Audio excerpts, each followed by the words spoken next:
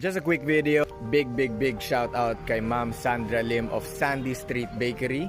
No, nagising ako kanina, may email ako na-receive galing kay Jose Cascolan.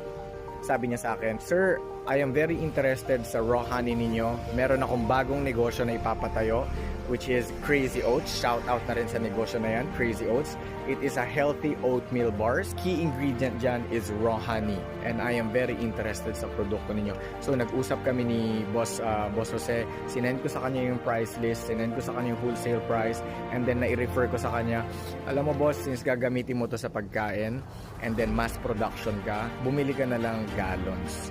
No, yung 3.2 liters natin na gallons, kaysa bumili kayo yung bote ng mga tigsi 700 or 1 liter or 500 ml, mas mapapamahal ka kasi doon in a year-to-year basis. Ganito din ang palagi kong sinasuggest sa mga kliyente natin na nasa food business, katulad ng mga may negosyo ng